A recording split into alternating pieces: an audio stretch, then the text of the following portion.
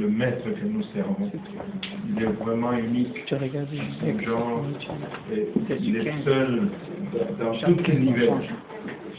Alléluia. Pouvons-nous l'acclamer pour un moment?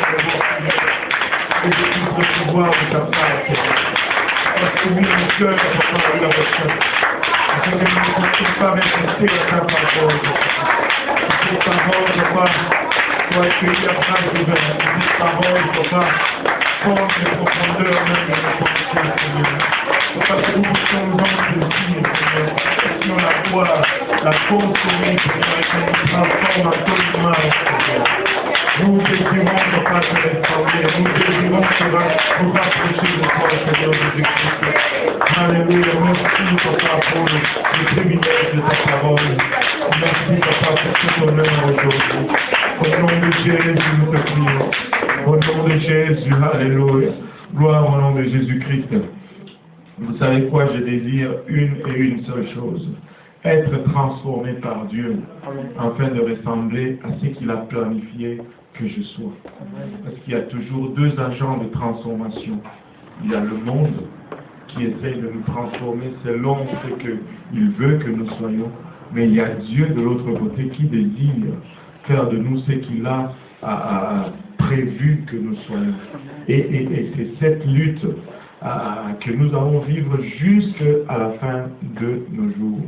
Et aujourd'hui, nous allons introduire cette longue étude sur la sanctification qui est intitulée « Car nous lui appartenons ». Nous appartenons à Jésus-Christ. Il nous a achetés à un grand prix. Il nous a achetés au prix de son sang. Nous lui appartenons. Et parce que nous lui appartenons, il devient maître dans notre vie. Et parce que c'est lui le propriétaire et que nous sommes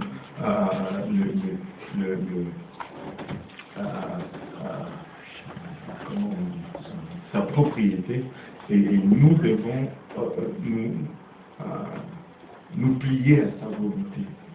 Vous savez, mes chaussures n'ont rien à me dire en ce qui concerne ce que je fais avec eux. Parce que c'est moi le propriétaire.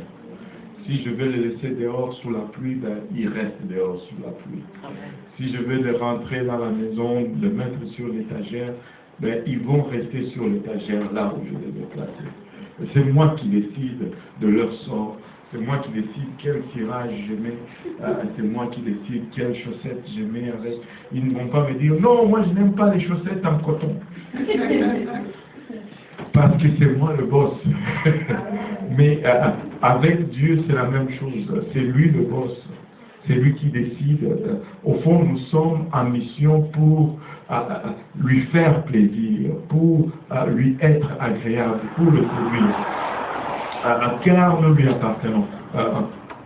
On va lire un verset d'abord et puis on va s'asseoir. Hébreux 12, 14.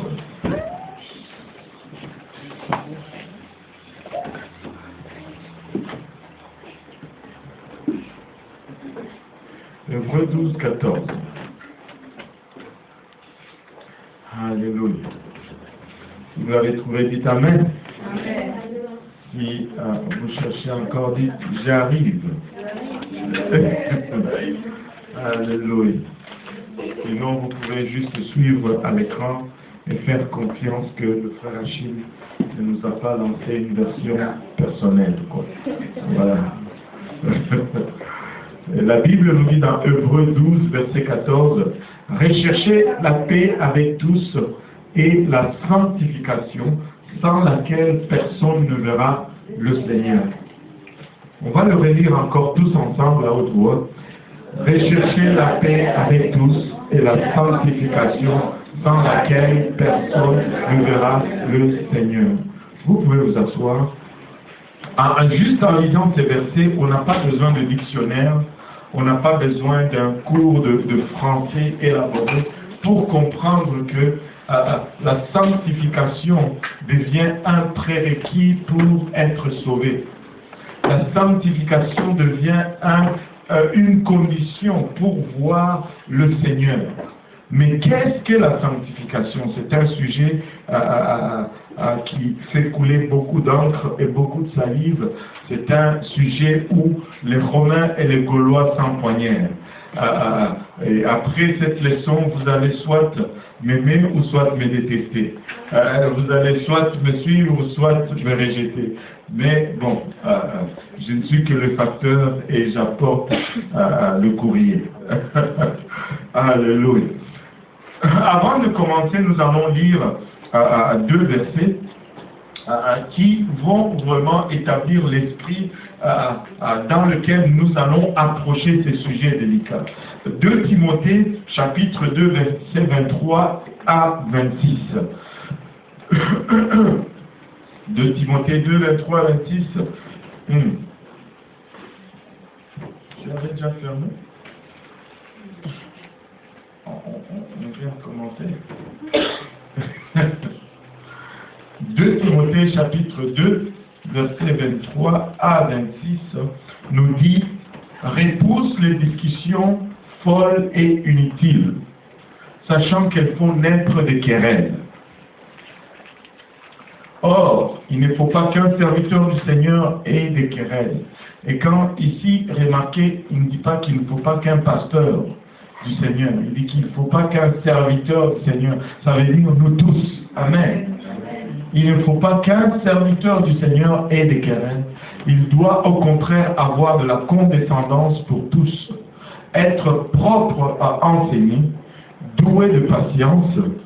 Il doit redresser avec douceur. Et tout le monde dit avec douceur. Et ça implique l'amour, ça implique la patience, ça implique la compassion avec douceur. On ne va pas frapper les gens, on ne va pas les brutaliser, mais on va y aller avec délicatesse, avec douceur, les adversaires, dans l'espérance que Dieu leur donnera la repentance pour arriver à la connaissance de la vérité. Au fond, les buts, quand on partage la parole de Dieu, ce n'est pas pour voir si j'ai raison et que vous avez tort. Non, nous avons tous tort et seule la Bible a raison. Notre objectif, c'est de faire arriver les gens à la repentance et à voir la vérité. Quand ils ont vu la vérité, alors nous avons atteint notre objectif. Et le verset 26 est que, revenus à leur bon sens, ils se dégageront des pièges du diable qui s'est emparé d'eux pour les soumettre à sa volonté. Vous allez être soumis à l'une de ces deux volontés. La volonté du diable ou la volonté de Dieu. La volonté de ce monde ou la volonté du royaume de Dieu. Il n'y a pas vraiment de terrain neutre. Et tout le monde, tout ce monde et ce système est conçu pour nous contenir dans une façon de penser qui font que nous sommes soumis à la volonté du prince de ce monde ou du diable. Aujourd'hui, j'écoutais les informations sur l'ordinateur à la maison et je suis tombé sur un reportage. C'était sur Fox et c'est un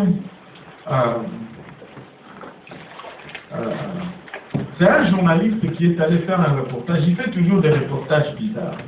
Et cette fois-ci, il est allé sur un campus dans l'État de New York, où ils ont fait une semaine de nudité sur les campus. Alors, oui, une semaine de nudité sur les campus. Il y avait toutes sortes d'activités qui avaient tous rapport à la nudité. Alors, il est allé questionner les gens et il a parlé à un professeur et le professeur a dit ceci. On fait bien des semaines de poker sur les campus.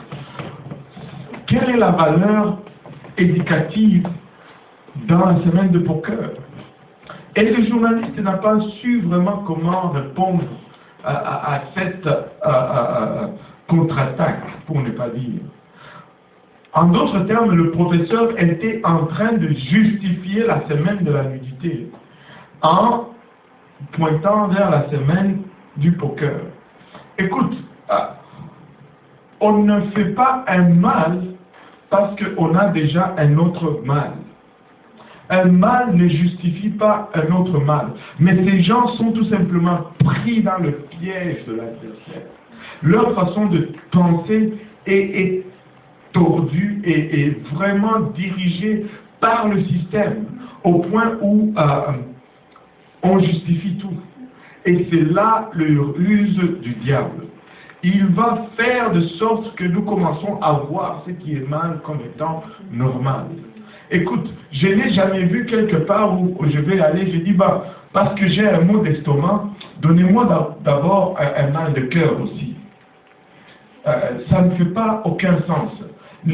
Avoir une semaine de poker, si tu reconnais déjà qu'il n'y a pas de valeur éducatrice là-dedans, pourquoi faire en plus une semaine de nudité? Mais ça, c'est la façon de penser de ce monde. C'est là le piège et les ruses du diable qui font que nous sommes soumis à sa volonté. Parce que le système tout autour de nous nous met dans un piège, dans une façon de penser. Mais un enfant de Dieu doit se secouer de ce système. Notre référence, ce n'est pas le monde. Notre référence, c'est la parole de Dieu. Et si tu regardes le monde comme étant la référence, si tu regardes autour de toi, ça ne va pas prendre beaucoup pour que tu te sentes bien. Ça ne va pas prendre pas beaucoup du tout. Du temps que tu ne vas pas au club, déjà tu te sens bien. Alors que tu peux ne pas aller au club et ne pas être agréable à Dieu quand même. Ce n'est pas le monde qui fixe le standard de ce que doit être ma relation avec Dieu. C'est la parole de Dieu qui fixe le standard de ce que doit être ma relation avec Dieu. Donc, on doit établir les bonnes références, mais on n'est pas là pour argumenter. On est là pour voir ce que la Bible dit et nous y soumettre, point final. Si vous êtes là pour discuter, ben, ce n'est pas la bonne place. Nous sommes là pour découvrir et pour appliquer. Et voilà, on ne va pas aborder ce sujet avec un esprit de discussion ou de querelle, mais on va aborder ce sujet avec un cœur ouvert à ce que Dieu veut que nous fassions, et tout cela avec douceur. Et surtout, je vais donner un autre avertissement à ceux d'entre nous qui avons déjà eu ces révélations. J'ai remarqué une chose.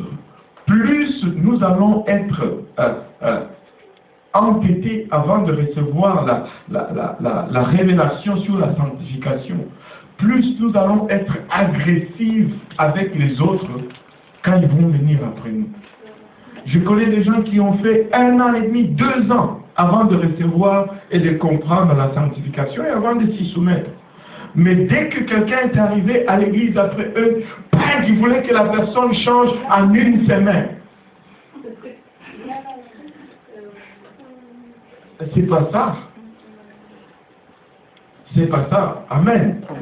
Donc, on va être très patient. Je disais à quelqu'un, je pense, ouais, c'était aujourd'hui, que, tu sais, la Bible nous dit, quand nous venons à Dieu, que c'est une nouvelle naissance. Nous sommes nés de nouveau. Un bébé qui naît de nouveau, qu'est-ce que ça fait? Ben, ça porte des couches, ça fait caca dans les couches. Des fois, ça fait beaucoup de dégâts, ça prend ça brise. Mais on ne jette pas le bébé pour autant.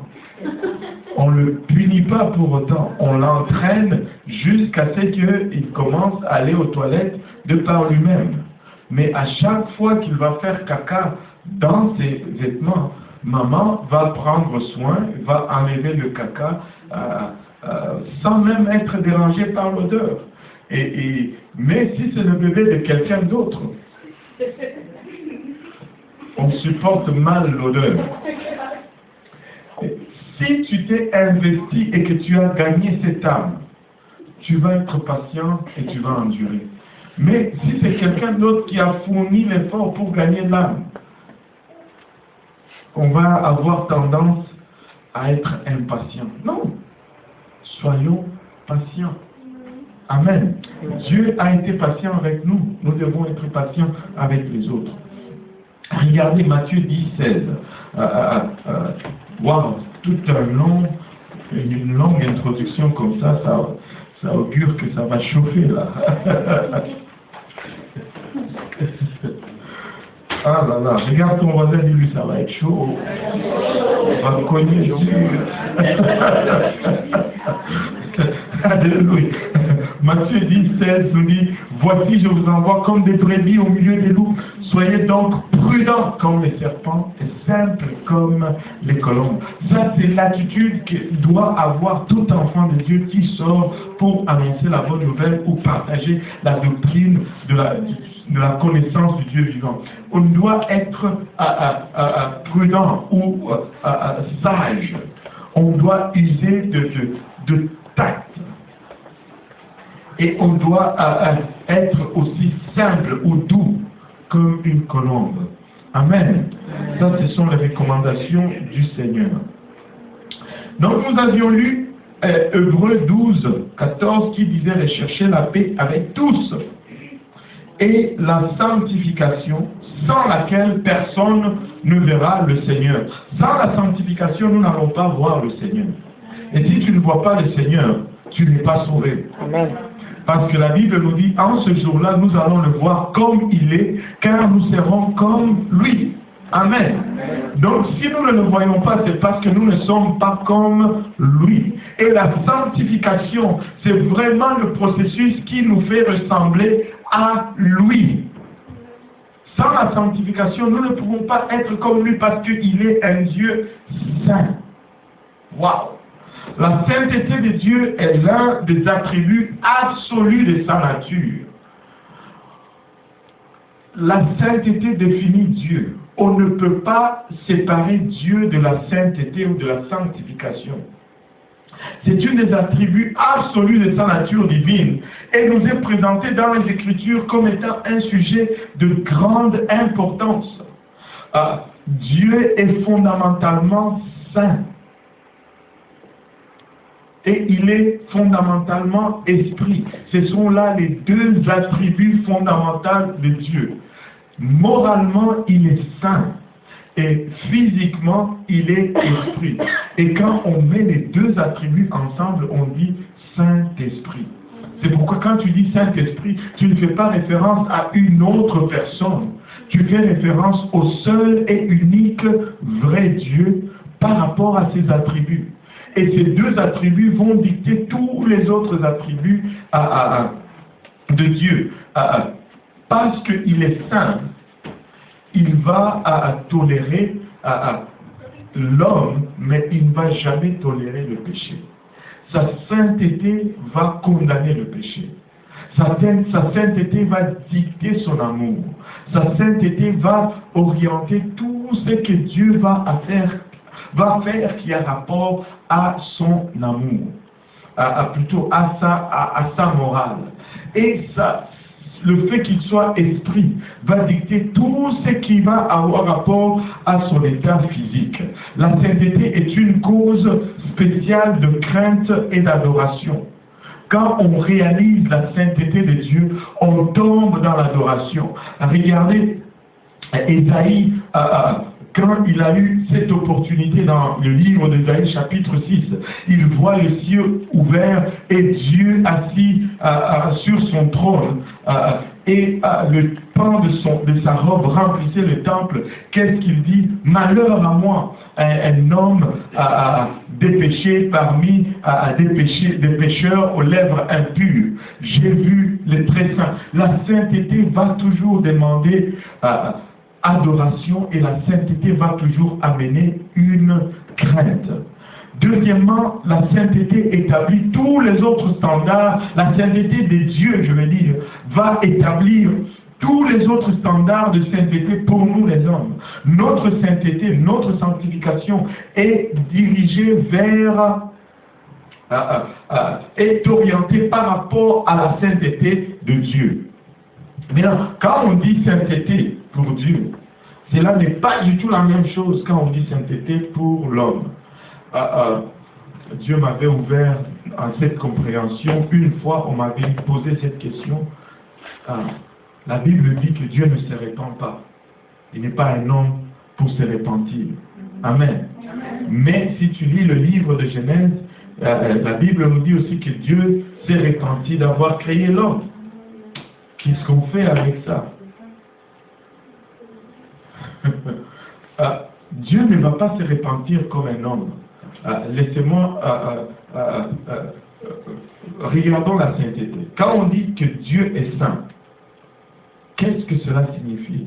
Et quand on dit que, par exemple, Joël est saint, qu'est-ce que cela signifie? Ce n'est pas du tout la même chose. La sainteté pour Dieu signifie l'absence totale du péché, une perfection parfaite, alors que pour l'homme, la sainteté signifie tout simplement une direction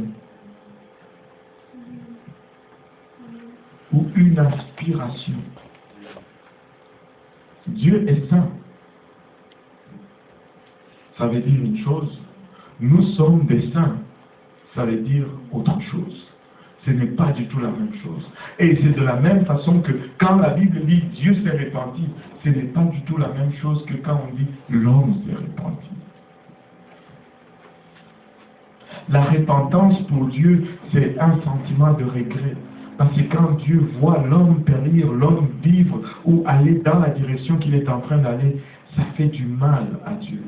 Et ça fait partir du mot repentance. Quand nous nous repentons, nous avons la tristesse en nous. Et c'est cela que Dieu ressent et exprime quand il voit l'homme en train d'aller vers sa destruction. Cela ne veut pas dire que Dieu change d'avis. Dieu ne fait pas un demi-tour. Nous, quand nous nous repentons, nous faisons un demi-tour. Et nous devons commencer à marcher dans une autre direction après avoir regretté ce que nous avons fait. Maintenant, la sainteté de Dieu demeure toujours supérieure à toute sainteté humaine et angélique. Les anges sont saints, du moins les anges qui ne sont pas déchus. L'homme est saint.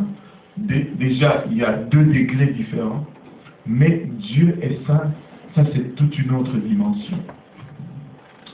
La sainteté de Dieu nécessite l'opposition et la condamnation de tout péché par Dieu. Parce qu'il est saint, il va condamner tout péché. Tout péché plutôt. Il va condamner tout péché. Même un petit mensonge de rien du tout. Dieu ne va pas l'accepter parce qu'il est sans péché. Même un petit mensonge à l'agent de la douane, à la frontière, c'est un péché pour Dieu. Oui. Même un... Oh, est-ce que tu as fait ton devoir? Oui, mais je l'ai oublié. Est-ce que tu l'as vraiment fait? C'est un péché.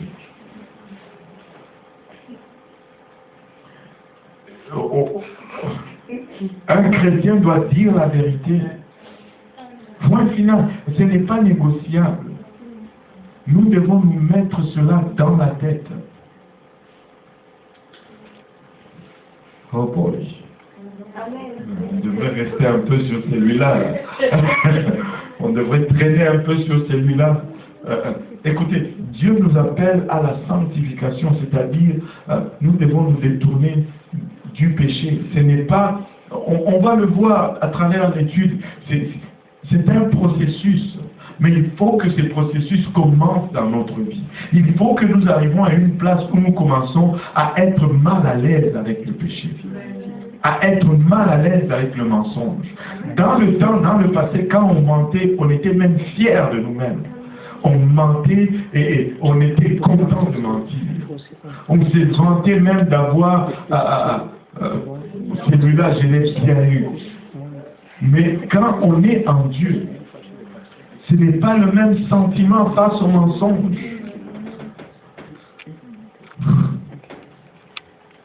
La sainteté de Dieu réveille et approfondit la conscience de l'homme vis-à-vis du péché. Nous devons être conscients du péché. Plus nous nous approchons de Dieu, plus le péché va nous déranger. Même si nous nous retrouvons dans la présence du péché, on va commencer à être mal à l'aise. On va commencer à avoir... à se sentir dérangé. Il y a de ces revues qu'on était content de regarder ensemble avec certaines personnes dans le passé, des revues de nudité et toutes ces choses, mais aujourd'hui, on ne peut pas regarder ces choses, on devient conscient du mal. On devient conscient du mal. La sainteté établit devant l'homme sa plus haute aspiration. Écoutez, la plus grande aspiration pour vous dans votre vie, ce n'est pas de devenir médecin ou ingénieur ou je ne sais pas quoi, quoique toutes ces choses sont nobles. Et je ne veux pas que vous arrêtez. Si vous pouvez devenir médecin, allez-y, alléluia. Moi, j'ai besoin d'avoir accès à un médecin assez facilement. Mais ce n'est pas là la plus grande aspiration pour vous. La plus grande aspiration pour vous, c'est être saint comme Dieu lui-même est saint. Comme il nous dit dans le livre de Pierre, soyez saints car je suis saint. Alléluia. Soyez saints car je suis saint. Nous devons être saints. Et je vais clarifier une chose tout de suite en partant. Quand je dis nous devons être saints, cela ne veut pas dire que nous devons attendre la canonisation du pape et toutes ces choses-là. Je ne parle pas de cela. Nous sommes, un enfant de Dieu est appelé saint. Ce n'est pas un groupe choisi par un quelconque club, non. Ça, c'est la plus grande aspiration que nous allons tous avoir devant nous, parce que c'est celle qui génère dans notre vie un résultat qui est éternel.